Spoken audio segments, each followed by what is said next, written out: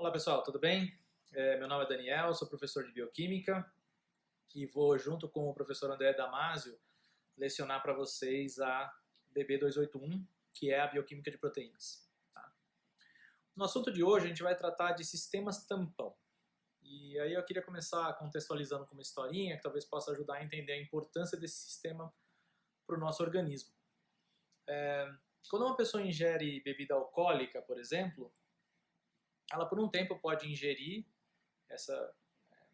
diferentes quantidades de álcool, eventualmente sentir os efeitos psicotrópicos que esse composto tem sobre o sistema nervoso central, que vai ficar bêbado, né? Só que se uma determinada pessoa passa do limite no consumo de álcool, como a gente sabe, ela pode acabar no hospital. E basicamente isso acontece, né? Sempre alguém já tem um amigo, familiar, alguém que já eventualmente bebeu demais, por querer ou sem querer, e teve que ir para o hospital tomar glicose, né? E uma das coisas que acontece, na verdade, é uma acidificação do sangue. Tá? Na disciplina que vem de bioquímica, na BB381, provavelmente vocês vão ver o que é que acontece bioquimicamente para que uma pessoa entre em coma alcoólico, por exemplo. Tá? Mas uma das consequências, na verdade, uma das causas do coma alcoólico é a acidificação do sangue. Tá? E o sangue é o sistema tampão mais clássico que nós temos para citar na bioquímica. Mas o que isso quer dizer? Na verdade, o que eu estou querendo dizer com tudo isso? Imaginem que quando uma pessoa ingere álcool, ela consegue ingerir uma quantidade de álcool relativamente grande, né? Assim, ela consegue ingerir por algum tempo álcool, até mesmo em momentos que ela tem as percepções de mundo alteradas, né? Ou seja, ela fica bêbada. A pessoa ainda está funcional, ela eventualmente tem dificuldade de andar, ali um pouco de equilíbrio, problema de equilíbrio e tal, mas o corpo está funcionando.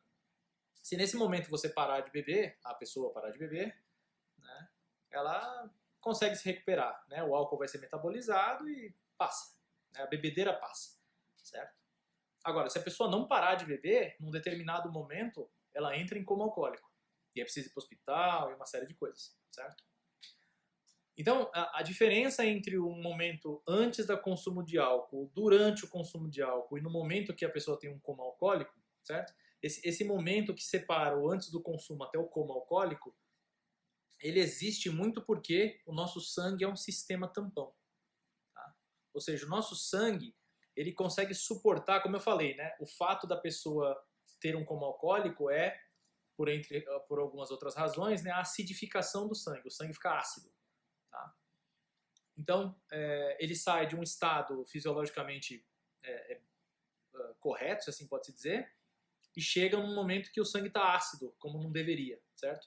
Mas nesse intervalo de tempo em que a pessoa consumiu álcool e que, mesmo enquanto ficando bêbada, ainda tinha consciência e poderia parar e não chegar até a parte do coma alcoólico, né? Isso acontece porque o nosso sangue é um sistema tampão.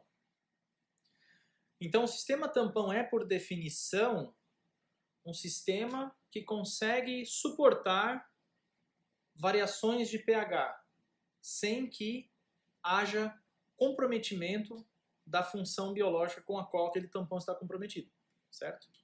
Então, como eu falei, mesmo enquanto nós ingerimos álcool, vai havendo uma acidificação gradativa do sangue, principalmente, depois vocês vão entender a parte mecânica disso, né? A parte fisiológica, bioquímica disso, tá? Na próxima disciplina, mas principalmente se associado ao não consumo de glicose, essa acidificação do sangue vai aumentando gradativamente. Mas por um período de tempo, o sangue é capaz de controlar isso. Mesmo estando cada vez mais ácido, ele consegue manter as funções biológicas da maneira como se deve. Num determinado momento, o que acontece é que, de fato, ele perde essa capacidade. Tá? Mas, num instante, que é daquele momento que a pessoa começa a beber, até aquele momento quase antes do acontecimento de um coma alcoólico, ou seja, a pessoa vai estar bem bêbada, o sangue consegue cumprir seu papel em manter o pH correto. E por que isso é importante? Por que manter o potencial de hidrogênio é importante fisiologicamente falando? Vocês devem lembrar lá do ensino médio ainda que as proteínas, especialmente as enzimas, elas vão ter uma temperatura ótima de funcionamento, um pH ótimo de funcionamento. Isso quer dizer que em determinado pH, aquela enzima funciona no seu máximo, no máximo da sua otimização. E se houver variações de pH muito drásticas, muito distantes daquele potencial de hidrogênio ótimo para aquela enzima, ela passa a ter uma funcionalidade pior, certo? Talvez vocês lembrem, né, de um gráfico mais ou menos assim, ó. Vou desenhar para vocês aqui. Talvez vocês lembrem de um gráfico que é uma gaussiana, né, que é mais ou menos assim, tá? Então aqui seria a atividade da enzima, né? Ou seja, aqui é o máximo da atividade e aqui é o valor de pH que determina isso, certo? Então, vamos dizer que o pH ótimo, né, de uma enzima do sangue é 7,4, que é mais ou menos o pH ótimo, né, do nosso organismo. Ou seja, ela está no máximo do seu funcionamento aqui, quando o pH é 7,4. Mas se você trouxer o pH para 5, por exemplo, ela funciona muito mal, né, porque a atividade dela é muito ruim. Se você trouxer o pH aqui para 9, por exemplo, ela vai funcionar muito mal, sua atividade vai estar muito ruim, certo? Então, manter o pH do organismo é essencial para que as nossas enzimas continuem funcionando bem, certo? E aí, voltando à história do coma alcoólico, lá do consumo de álcool, o que acontece é isso, né? O nosso sangue faz de tudo para manter o pH, mesmo enquanto sofrendo, vamos dizer assim, uma acidificação constante. Né? E ele consegue fazer isso porque ele é um sistema tampão. Então é o seguinte, pessoal, para nós entendermos como funciona um tampão, como o tampão biológico é capaz de sustentar variações de pH, mantendo então possível a dinamicidade que o ambiente impõe sobre um organismo, né, nós vamos ter que fazer passar por alguns conceitos aqui, tá? Então, talvez vocês lembrem da química que um ácido comum, por exemplo, o HCl, né, é o ácido clorídrico, ele em solução se dissocia em prótons H+, mais a base conjugada que é o Cl-, certo? Vocês devem lembrar disso, né? Então, se a gente colocar, né, um ácido em solução, né, colocar ele aqui no becker, assim, vamos dizer, né, tá? Esse ácido ele se dissocia, né?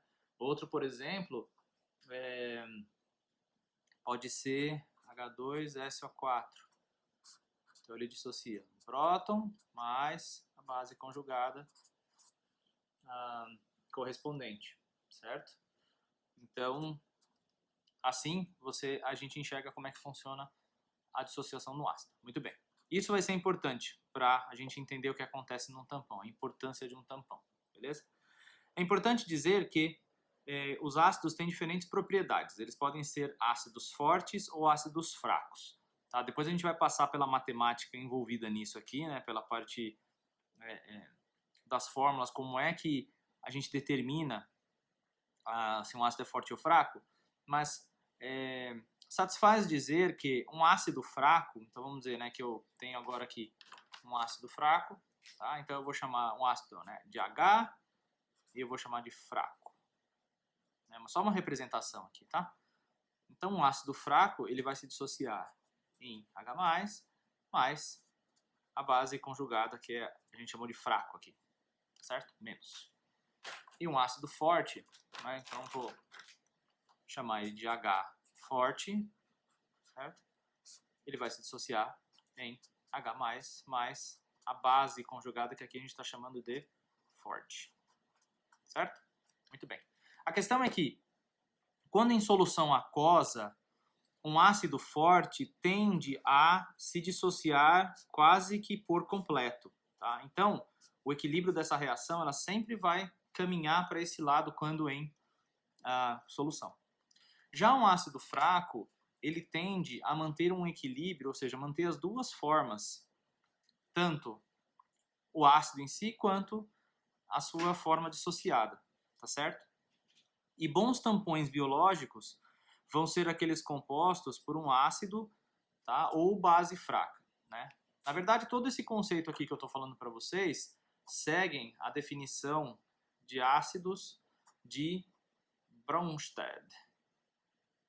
tá? Acho que em alemão seria Bronsted, mas a gente fala Bronsted, né? Então, a definição de ácido de Bronsted é uma substância capaz de doar prótons, tá? Então, quando em solução aquosa, esse HCl é capaz de doar prótons para a solução, né? Quando em solução aquosa, esse ácido fraco é capaz de doar prótons, esse ácido forte é capaz de doar prótons, tá certo? Essa é a definição de ácido de Bronsted, que é o que a gente vai seguir aqui, tá certo? Muito bem. Como é que funciona um tampão agora, então? Qual que é a ideia aqui, né? Então, nós temos lá, de novo, né, uma solução, tá?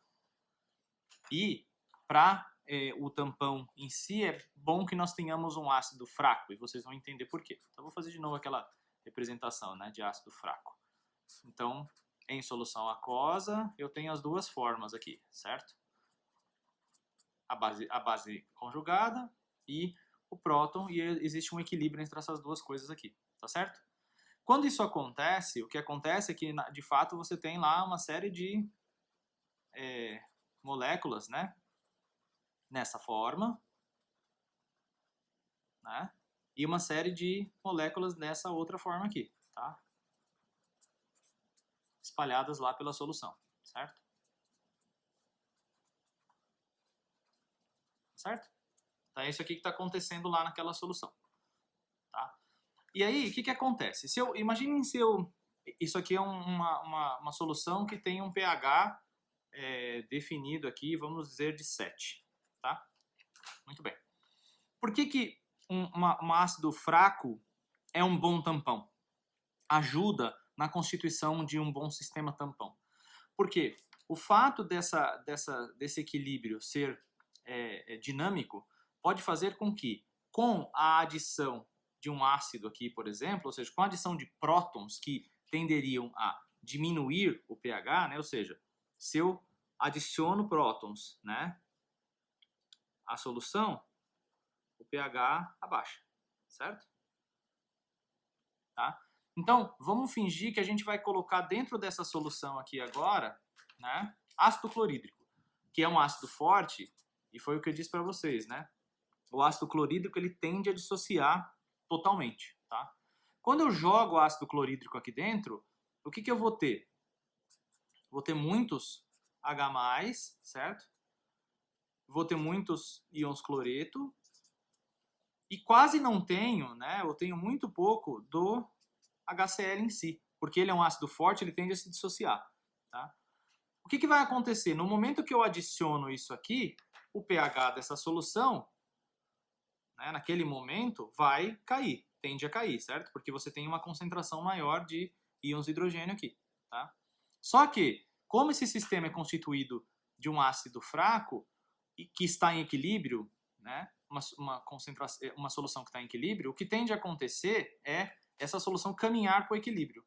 Nesse momento que eu adicionei o ácido agora, eu tenho mais íons H+, certo? Ou seja, o equilíbrio está tendendo a ir mais para esse lado, né? Ou seja, o equilíbrio está mais para esse lado, porque eu tenho mais íons H+ aqui, né, do que a formação do ácido em si. Então, o que acontece nesse sistema tampão com a constituição de um ácido fraco é que esses H+ tendem a se juntar a essas bases conjugadas, formando mais ácido fraco aqui, certo? Então, na verdade, seria, né, o H que veio do HCl, né, com a base conjugada do ácido fraco, certo? Então, eu tenho basicamente isso aqui, tá? Ou seja, quando isso acontece, o pH que tendia a cair não mais vai cair, ele volta a ser pH 7, tá? Ou seja, essa dinâmica faz com que esse tampão aqui consiga responder a variações de pH, certo? Por quê? Porque quando você adiciona, por exemplo, um ácido forte que se dissocia bastante, né, esse próton novo gerado ele vai ser quase que imediatamente unido à base conjugada do ácido fraco, certo? Para que esse equilíbrio aqui se mantenha, tá? Então tudo vai ser sempre em função desse equilíbrio aqui, tá certo? Sempre a gente quer, sempre esse ácido vai manter esse equilíbrio. Então ele vai se juntar a isso e formar mais moléculas do ácido fraco aqui, tá certo? Beleza? E agora o que vai acontecer se numa solução tampão eu adicionar uma base? Né? Ou seja, eu tentar alcalinizar o meio. Né? Então vamos colocar aqui, né, que é uma... Vou representar uma base forte aqui. Né? Então vou usar a minha palavrinha forte aqui, né, para dizer que o forte mais OH menos, que é o que representa uma base, certo? E de acordo com a definição do tal do Bronsted, ou Bronsted, né, o que é um ácido? Um ácido, como eu falei da outra vez, né, agora há pouco. Um ácido é uma substância capaz de doar prótons e uma base, para Bronsted, é uma substância capaz de receber prótons, tá certo? Então, se a gente colocar de novo, agora a gente usar essa base forte aqui dentro de um tampão, lá, né? Imagina que nós temos lá um Becker e a gente tem um tampão, que nem eu falei para vocês, né? Que é um ácido fraco, tá? Tem um equilíbrio entre essas duas coisas aqui, tá? Mais fraco, menos, tá? Então, o que eu vou ter lá, na verdade? Eu vou ter várias moléculas de ácido fraco, ácido fraco, ácido fraco, certo? E várias moléculas aqui também dissociadas, né? Fraco, fraco, lá na solução. Fraco. Beleza? Muito bem. Então agora, como eu disse, né? Vamos colocar de novo aqui que o pH dessa solução é 7, tá certo? E aí, então, agora se eu colocar essa base forte dentro desse tampão aqui, sendo uma base forte, da mesma forma que os ácidos, ela vai ter uma grande dissociação, né? Isso aqui vai dissociar em meio líquido quase todo para esse lado aqui, ou seja, vai haver uma dissociação, né? Então eu vou estar adicionando aqui, né? Vários OH-, certo? E a outra parte da molécula aqui. Beleza. Tá? Muito bem.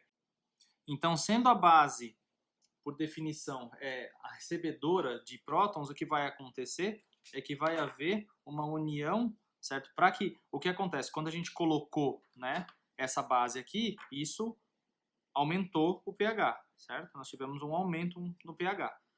Tá? Quando há um aumento no pH, existe uma readequação das moléculas para que esse pH se mantenha nesse sistema tampão. O que vai acontecer então é a união de prótons com a base aqui, né? Já que, por definição, pela definição de Bronsted, a base é uma substância capaz de receber prótons, certo? Então a base vai receber prótons, tá? E aí, de acordo com a definição de Bronsted, né, na verdade, um próton aqui, né, H+, mais OH vai formar o quê? Moléculas de água, certo? Então, disso vão sair água, moléculas de água, tá? E aí, você vai ter, então, como eu falei, o pH volta a ser 7 novamente, né? Lidando muito bem com essa pequena variação, beleza? Agora, é importante dizer que isso tem um limite, certo? Então, imaginem que essa solução ela vai conseguir lidar, né, com essa variação de tampão até um determinado limite. Então, imaginem que, de novo, nós temos aqui um ácido fraco, certo? E esse ácido fraco se torna H+, mais fraco menos aqui. E como eu disse para vocês, né, eu tenho, por exemplo, isso aqui disponível na solução, tá? Muito bem. Aí vamos dizer, né, se eu colocar e eu mantenho isso aqui a um pH 7, certo? Tá, então, se eu colocar essa solução aqui, por exemplo, HCl, certo? Que, como eu falei para vocês, é um ácido forte, né? Então, em solução aquosa, ele tende a dissociar quase que completamente, certo? Então, coloquei aqui HCl, tá? Quando eu coloco esse HCl, vamos dizer, esse aqui se liga aqui, desloca essa reação para esse lado, certo? Então, eu vou ter um H, e aí, uma formação da molécula do ácido fraco, mantendo o pH, certo? Então, imaginem que se a gente pudesse pegar bem no momento que essa molécula entrou dentro dessa solução, naquele momento que esse H se dissocia, o pH abaixa. Mas aí, em seguida, a base conjugada se junta ao H, forma o ácido fraco, o pH volta a 7, certo? Aí vamos dizer que eu coloque, né? Eu estou colocando aqui um exemplo só para a gente entender a dinâmica de um tampão. Coloco uma segunda molécula aqui dentro, certo? Então, coloquei um H+, e o H+ e o cloreto se dissociam, certo? Mais uma molécula de ácido fraco vai agora ser consumida aqui. E aí a gente vai ter mais uma molécula aqui de ácido fraco, beleza? Então vamos dizer que paulatinamente a gente vai colocando, né, HCl na solução, tá?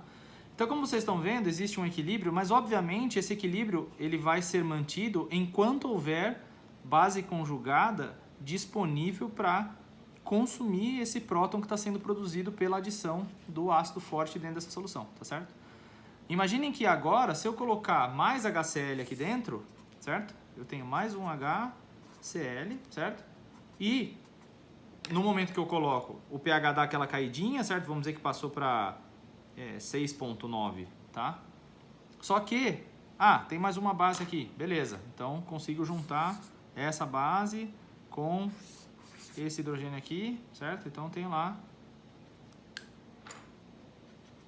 Muito bem, conseguiu ainda segurar o tampão. De 6,9, volto para 7. Ótimo. Mas eu vou lá e coloco mais, certo? Adiciono mais HCl. Então, eu ponho HCl. Ótimo. E agora? Agora, acabaram-se as bases nitrogenadas para ligar nesse próton que foi adicionado, certo? Então, o pH que era 7, de repente ele cai para 6,9, só que ele não volta mais para 7, certo?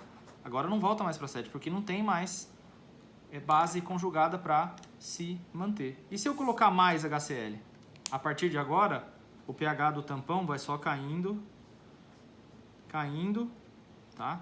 Até que ele de fato cai drasticamente, porque a adição, o tempo todo que você vai adicionando mais ácido aqui, você vai gerando mais prótons, certo? Não existe mais base conjugada do ácido fraco para que esse equilíbrio se desloque para esse lado aqui, certo? Isso não existe mais. Então agora você vai ter uma solução que tem cada vez mais prótons e, portanto, o pH vai cair drasticamente, tá? Então, na verdade, existe uma curva, uma representação gráfica que mostra isso, né? Então, se nós fizermos um gráfico aqui do tampão, né? O que acontece, na verdade, é que imaginem que aqui nós temos a concentração de prótons, certo? E o pH da solução, tá? Então, o que acontece, na verdade, é que, vamos dizer que a faixa tamponante, né, tá aqui em torno de 7, né? Ou seja, o tanto que o tampão ele consegue suportar variações aí, tá? Então, à medida que nós vamos adicionando ácido, né, vou aumentando a concentração de H+ aqui, tá? Esse tampão ele consegue se segurar por um tempo, ou seja, ele consegue manter o pH mesmo com a adição, né, de mais e mais prótons H+, tá? Por quê? Porque você tem uma capacidade tamponante, se assim pode se dizer, enquanto a base conjugada derivada da dissociação desse ácido fraco, certo? Mas num determinado momento, as bases conjugadas acabam, tá? E aí, então, se você for adicionando mais, né, aumentando a concentração de H+, num determinado momento, vamos dizer que aqui nesse momento acabou a disponibilidade de base conjugada. À medida que você coloca mais, aí o pH despenca muito fortemente. Tá certo? Beleza? Então, você tem uma curva mais ou menos desse tipo, né? E aqui é o que a gente vai chamar aí de faixa tamponante, né? Ou seja, você tem um período aqui que você pode aumentar a concentração, né, de íons, de prótons, perdão, tá? E o pH se mantém, né? Ele está se mantendo aqui, ó, em 7, perto de 7, bem tranquilamente, tá? Mas num determinado momento, quando a base conjugada foi toda consumida, né? A base conjugada dissociada foi toda consumida, não mais há um efeito tamponante. Então, o pH vai despencar, tá certo? A quantidade do pH aqui vai cair, tá? Isso aqui a gente chama quando o tampão estoura, né? O estouro do tampão, tá? E a gente tem até uma aula prática que é feita para isso, né? Para a gente entender, né, o quanto o tampão suporta aquilo, tá? Voltem naquele primeiro exemplo que eu falei para vocês do sangue humano, né? Então é como se a gente pudesse fazer um gráfico aqui do sangue humano, né? Tá? Então vamos colocar aqui, né? pH, vamos dizer que o nosso sangue é 7.4, aqui você tem 10, aqui você tem 4 de pH, certo?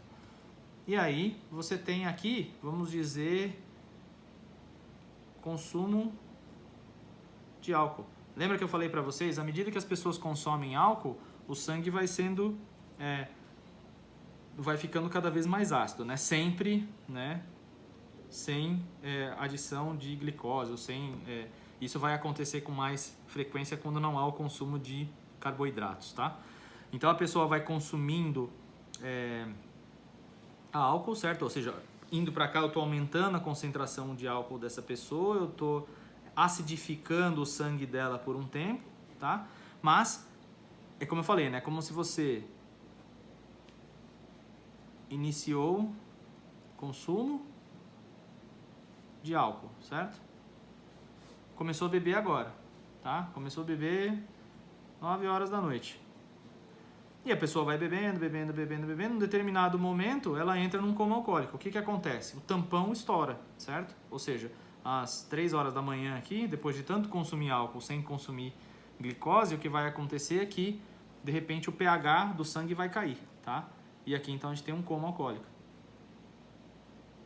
Né? Por quê? Porque, na verdade, o sangue foi suportando, né, aquelas adições aquela acidificação, certo? E como eu falei, depois vocês vão entender o mecanismo pelo qual isso acontece. Então, foi se adicionando ácido, foi se adicionando mais ácido no sangue, adicionando mais ácido no sangue, certo? Ou seja, a concentração de H+, vai subindo de acordo com o consumo de álcool, certo? E num determinado momento, o tampão estoura, certo? O sangue sai da faixa tamponante aqui, né? Até aqui ele consegue suportar, tá? Mas num determinado momento, ele não consegue mais suportar essa variação de pH. E aqui no caso, né, no caso do sangue, a principal molécula tamponante é o ácido carbônico, né, que é o H2CO3, tá? Que aí quando dissociado, né, nós temos H+, HCO3-, tá? Então essa é a base, aliás, é o ácido fraco, né, que faz parte do sangue, né, que consegue suportar esse efeito tampão aqui, tá? Consegue tamponar o sangue.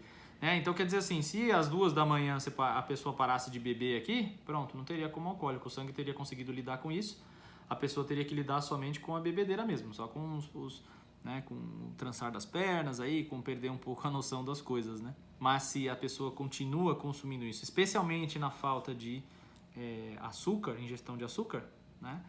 Isso acontece, tá? Então fica uma dica também, ó, quando beber, é sempre bom comer alguma coisa, não beber de estômago vazio, certo? Depois vocês vão entender a dinâmica disso, não entra no caso aqui agora, beleza?